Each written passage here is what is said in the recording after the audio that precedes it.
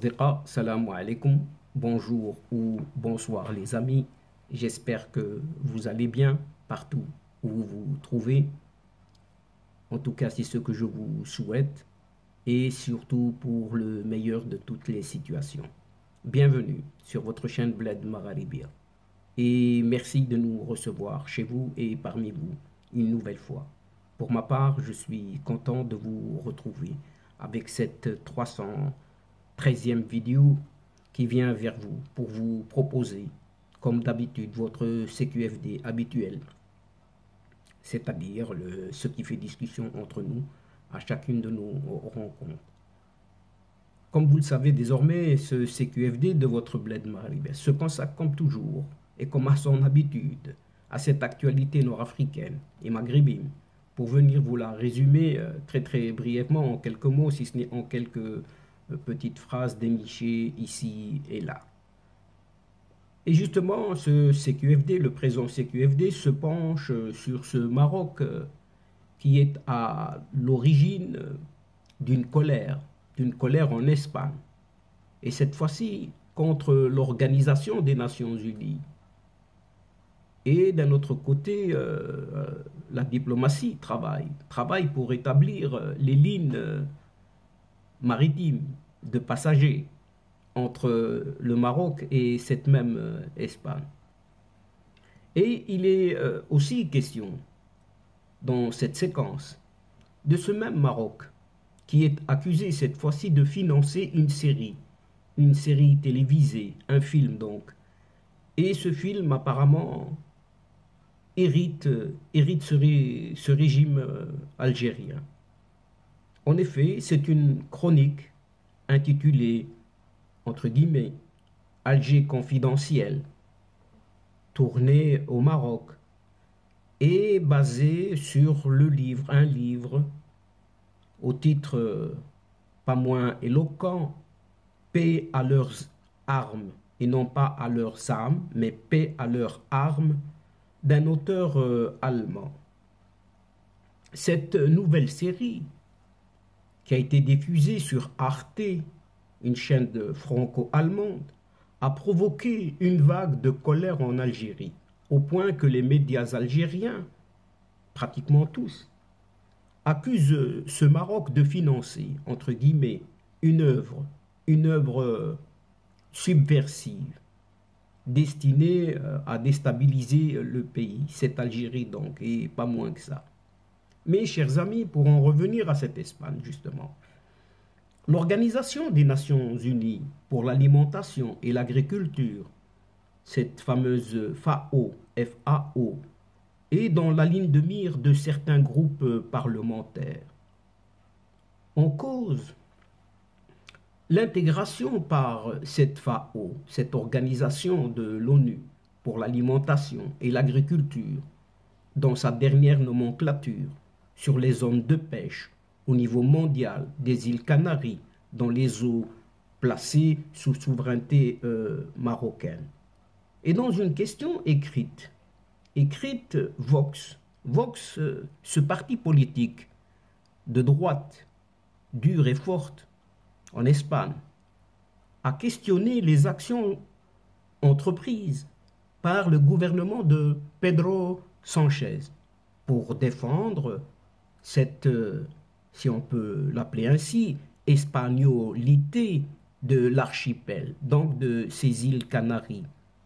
Et dans sa réponse, l'exécutif espagnol n'a pas souhaité donner trop d'importance à ce sujet. En tout cas, c'est ce que rapporte ce lundi dernier Europa Press.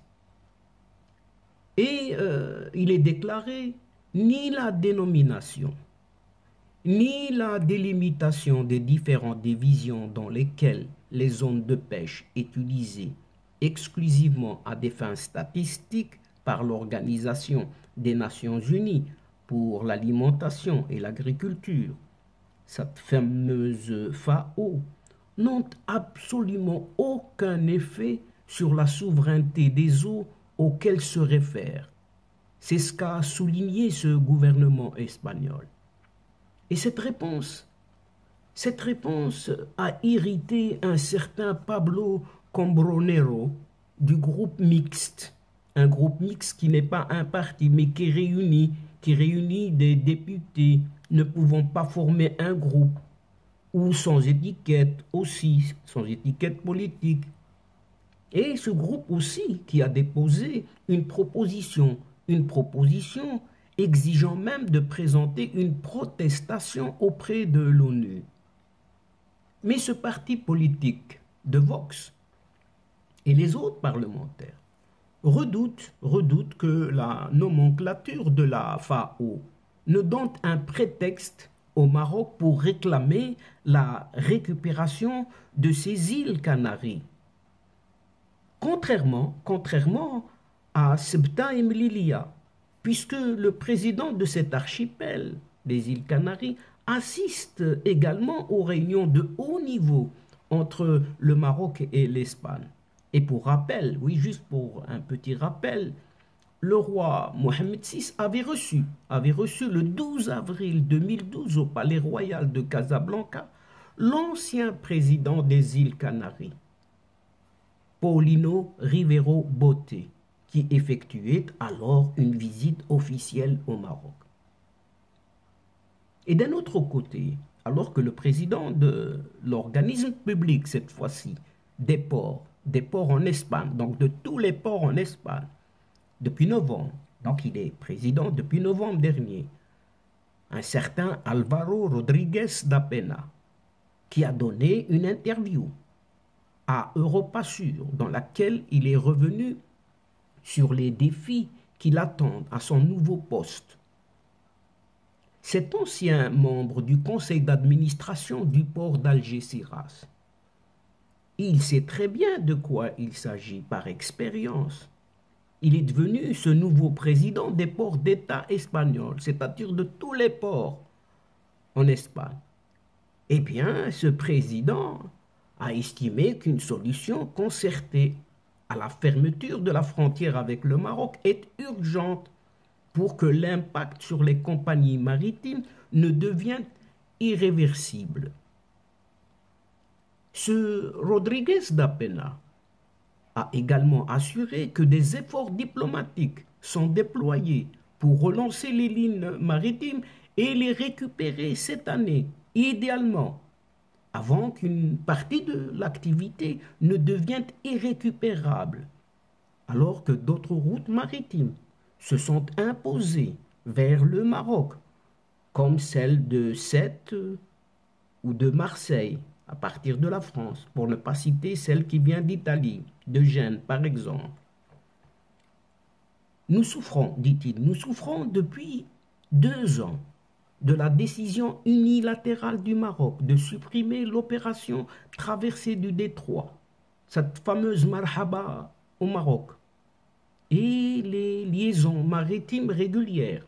En tout cas, c'est ce commente Rodriguez da Pena, qui estime que l'Espagne, a perdu pas moins de 10 millions de passagers en 2 ans. Et cette situation affecte bien évidemment les résultats négatifs de l'autorité portuaire et des entreprises qui fournissent des services aux passagers, ainsi que des services complémentaires pour les compagnies maritimes. C'est ce qu'ajoute même Rodriguez da Pena. Aussi pour le même Rodriguez da Pena, le développement de Tangemet, le développement cette fois-ci de Tangemet, n'est pas une menace pour le port d'Algeciras, bien que ce port d'Algeciras a connu une légère baisse d'activité. Et il estime, en effet, qu'il est question de partager ce gâteau d'un côté et de l'autre. Et le trafic dans le détroit devant doubler dans les 7 années qui viennent. Et le nouveau président des ports d'État, donc de toute l'Espagne, a ajouté que des parts sont ajoutées à ce gâteau. Et il y a des options pour tout le monde. Alors que du côté de cette Algérie, cette fois-ci, dont le régime politico-militaire est plus qu'agacé,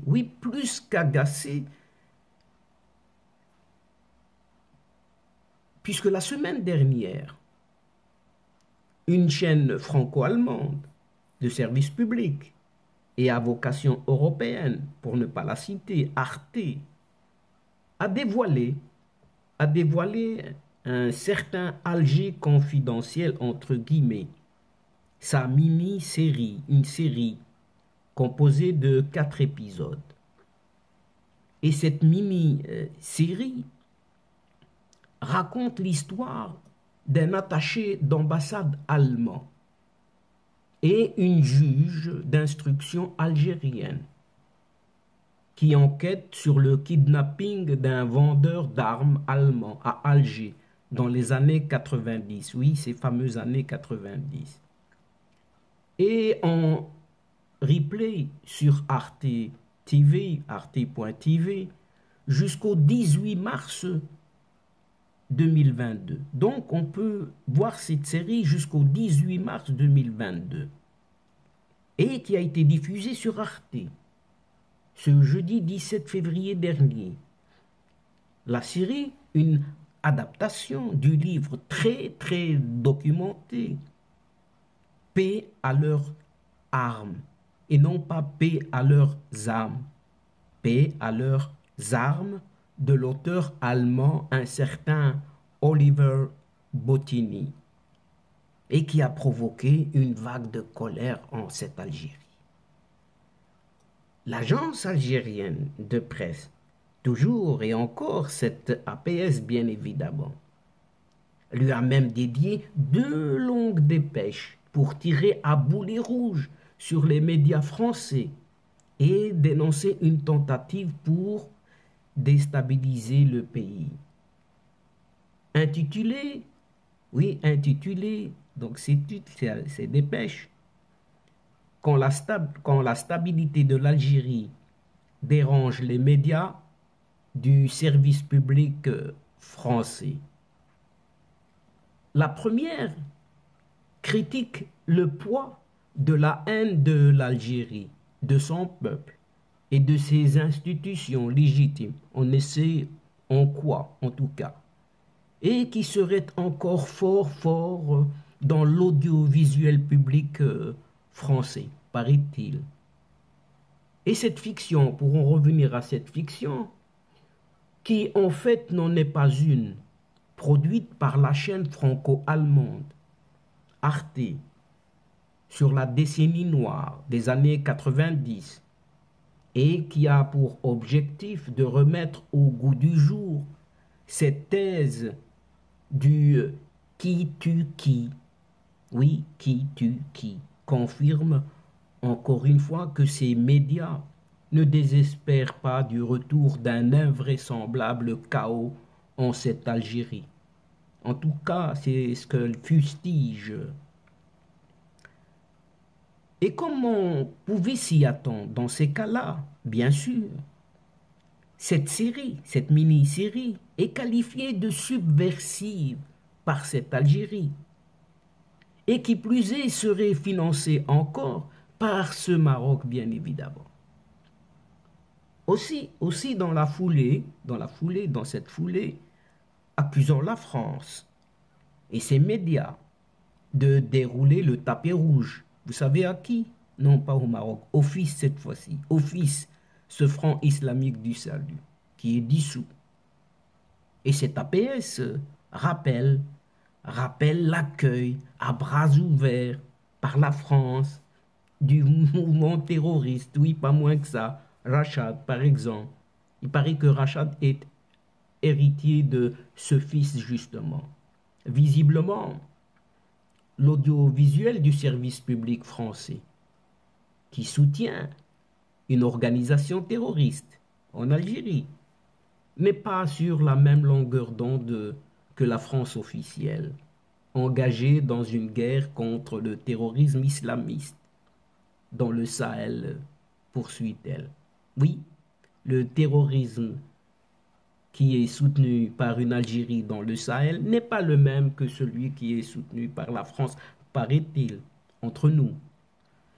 Et comme à l'accoutumée, les médias de ce régime algérien n'ont pas raté l'occasion pour impliquer le Maroc cette fois-ci, avec bien évidemment cet APS en tête, qui revient ainsi dans une deuxième dépêche cette fois-ci, pour relayer les propos d'un politologue et qui serait un expert des questions géopolitiques et d'immigration.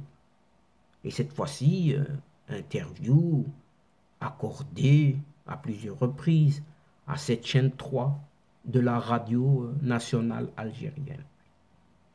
Cet expert, oui, cet expert, puise ainsi dans le jargon du pouvoir algérien pour assurer que cette série entre dans le cadre de la déstabilisation de l'Algérie à la veille d'un Hirak hypothétique.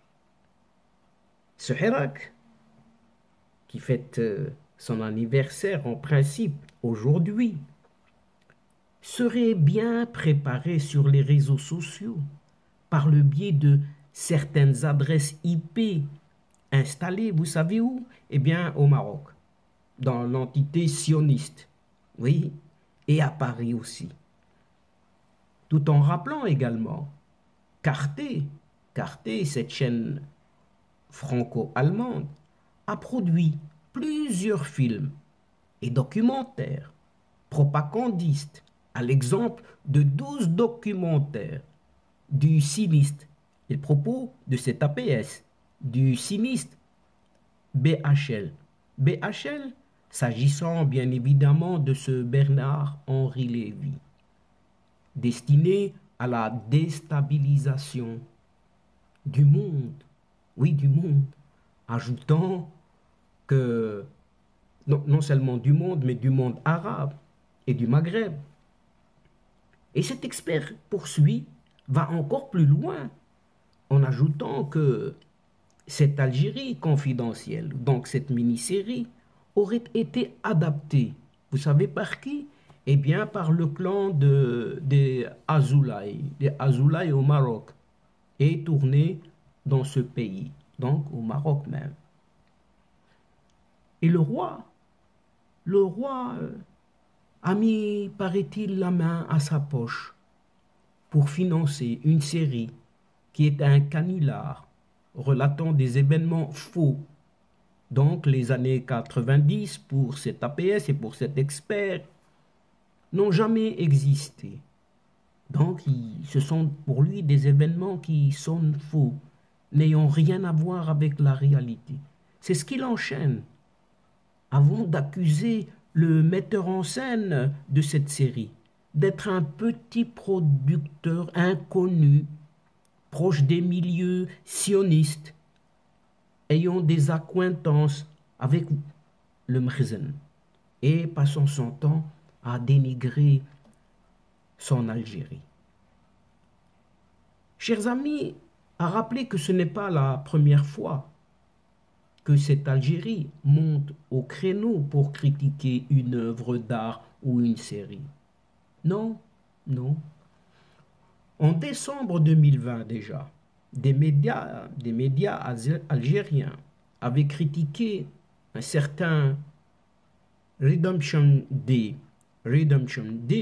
premier film américain réalisé par un certain Hicham Hadji, en assurant qu'il aurait été financé par le gouvernement marocain cette fois-ci. Et encore une fois, pour nuire à l'image de ce pays algérien. Et chers amis, bien évidemment, tous ceux qui héritent cette Algérie, ou ce régime plutôt politico-militaire algérien, vient de ce royaume marocain. Et ce n'est pas nouveau, bien sûr. Et voilà, chers amis, donc c'est sur cette petite réflexion, sur laquelle je vous laisse seul juge, que prend fin cette séquence en prenant congé de vous, mais néanmoins, nous espérons vous retrouver très bientôt en vous proposant d'autres sujets, d'autres thèmes. En attendant, Un tout grand merci pour votre confiance, pour votre fidélité et votre patience. Et surtout pour votre participation de nous suivre et de nous écouter jusqu'au bout des séquences. Mais nous nous attendons énormément de vous en nous soutenant, en nous aidant, en nous encourageant. Mais néanmoins, ne nous oubliez pas et n'oubliez pas d'aider votre chaîne en vous y abonnant, très très nombreux, afin d'être